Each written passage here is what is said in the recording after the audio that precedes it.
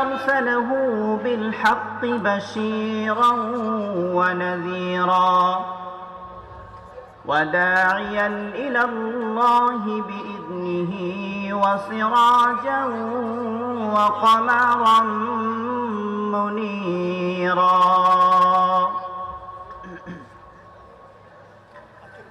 أما بعد فقال الله تبارك وتعالى في كلامه المجيد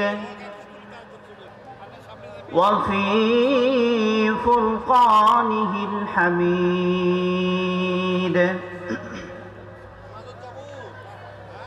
أعوذ بالله من الشيطان الرجيم بسم الله الرحمن الرحيم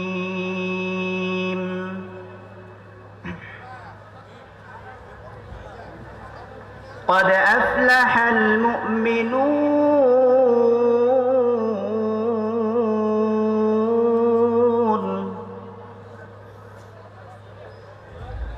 الذين هم في صلاتهم خاشعون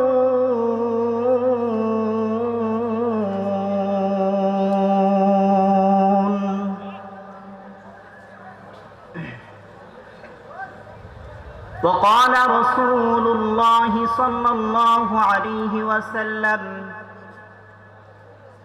لا يؤمن أحدكم حتى أكون أحب إليه من والده وولده والناس أجمعين أو كما قال عليه الصلاة والسلام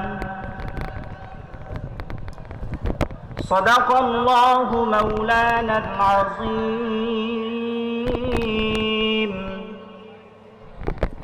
وصدق رسوله النبي الأمي الكريم ونحن على ذلك لمن الشاهدين والشاكرين والذاكرين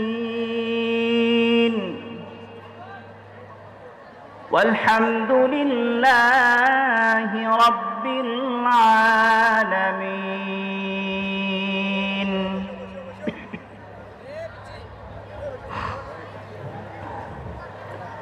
الحمد لله আল্লাহ রব্বুল ইজ্জতের দরবারে অসংখ্য শুকর ও সুজুদ যে মহান রব আমাদেরকে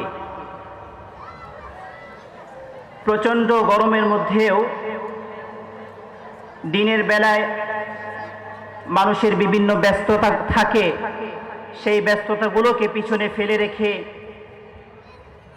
শুধুমাত্র কেবলমাত্র আল্লাহ রব্বুল ইজ্জতের কালামের বাণী শোনার জন্য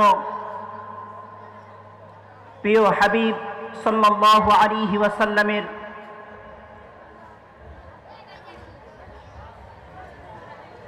বাণী শোনার জন্য দূর দূরান্ত থেকে সমস্ত কাজগুলোকে পিছনে ফেলে রেখে আল্লাহ রাব্বুল আলামিন আমাদেরকে এই মাহফিল এসে তৌফিক দান করেছেন। এজন্য সকলে দিল থেকে ভক্তি সহকারে ভালোবেসে সকলে কালিমাতুশ শুকর আদায় করি, সকলে বলি আলহামদুলিল্লাহ।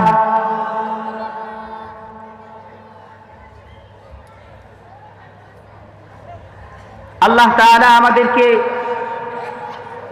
এই মজলিসে আসার তৌফিক দিয়েছেন, এতে আপনারা খুশি না বেজার? সত্যি মন থেকেই খুশি হয়ে থাকেন তাহলে আলহামদুলিল্লাহর আওয়াজটা একটু বাড়িয়ে দেন, বলেন আলহামদুলিল্লাহ। আয় আল্লাহ, এই প্রচন্ড গরমের মধ্যে আপনার বান্দাগুলো আপনার কালামুল্লাহ শোনার জন্য, আপনার রাসূলের হাদিস শোনার জন্য এসেছে। আপনি সকলকে কবুল আর মঞ্জুর করে নিন,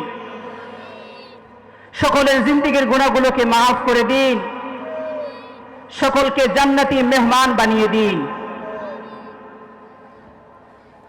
সম্মানিত হাজিরিন, সময় অতি সংকীর্ণ। এই সংকীর্ণ সময়ের মধ্যে আল্লাহ তাআলার কালাম থেকে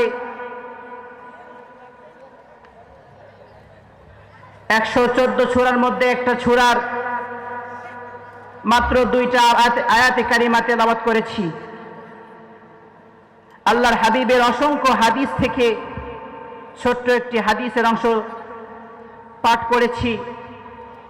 আল্লাহ তাআলা যদি তৌফিক দেন, কোরআন এবং হাদিসের সামনে রেখে সামান্য সংক্ষেপে কিছু কথা বলবো। আল্লাহ তাআলা আমাকে সেই তৌফিক দান করেন। সম্মানিত হাজিরিন, আল্লাহ তাআলা পৃথিবীতে মানুষগুলোকে প্রেরণ করেছেন। কতক মানুষকে আল্লাহ তাআলা হিন্দুর ঘরে পাঠিয়েছেন, কতককে আল্লাহ তাআলা খ্রিস্টানের ঘরে পাঠিয়েছেন, আবার কতককে ইহুদি নাসারাদের ঘরে পাঠিয়েছেন। সবথেকে শুকরিয়ার বিষয় হলো আল্লাহ তাআলা আমাদের সকলকে মুসলমানের ঘরে পাঠিয়েছেন। ঠিক না বেঠিক বলেন? আল্লাহ তাআলা যদি আমাদেরকে মুসলমানের ঘরে না পাঠিয়ে কোনো অমুসলিমের ঘরে পাঠাতেন, তাহলে ইসলামের মতো এত সুন্দর ধর্ম হয়তো আমাদের নসিবে হতো না। রসুলের জামানায় থেকেও, সরাসরি রসুলের হাত থেকে মুজিজা দেখার পরেও অনেক অমুসলিম মুসলমান হতে পারেনি। ঠিক না বেঠিক বলেন? তো আমরা তো সেই 1450 বছর পরের মানুষ। আমরা তো কোনো মুজিজাও পাই নাই, কোনো কারামতও দেখি না। তাহলে আমাদের ঈমান আনা কতটা কঠিন হয়ে যেত একটু চিন্তা করে দেখেন। তো আল্লাহ তাআলা মেহেরবানি করে, আল্লাহ তাআলা দয়া করে, মায়া করে আমাদেরকে মুসলমানের ঘরে পাঠিয়েছে।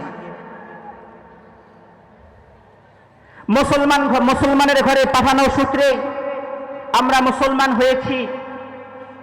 মুসলমানের ঘরে পাঠানোর সূত্রেই আমরা ছোট্টকালে মক্তবে যে লা ইলাহা ইল্লাল্লাহ মুহাম্মাদুর রাসূলুল্লাহ পড়েছি।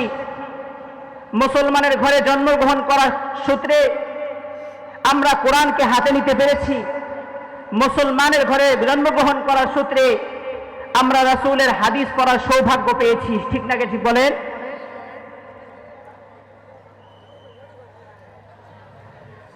তো মুসলমানের ঘরে জন্মগ্রহণ করার কারণে ঈমান পেয়েছি।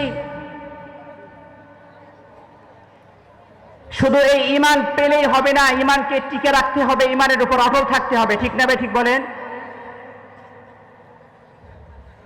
মৃত্যুর আগ পর্যন্ত শয়তান আমাদেরকে ধোঁকা দিতেই থাকবে।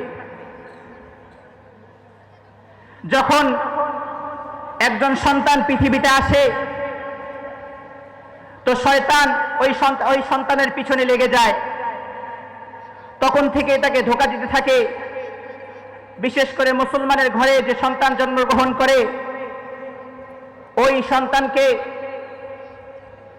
শয়তান শুরু থেকেই শুরু করে তার কুমন্ত্রণা,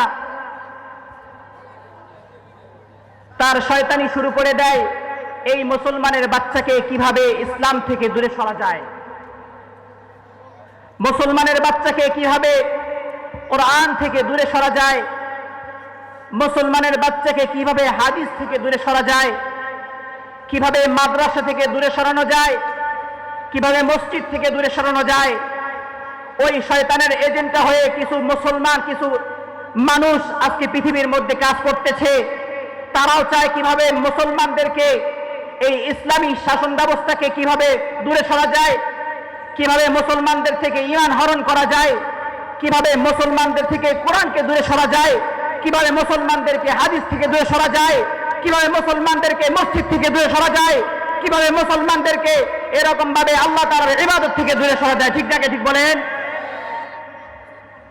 শয়তানের কিছু চেলা রয়েছে, যে শয়তানগুলো মানুষের উপর ভর করেছে, ওই মানুষগুলো এখন শয়তানের হয়ে কাজ করে।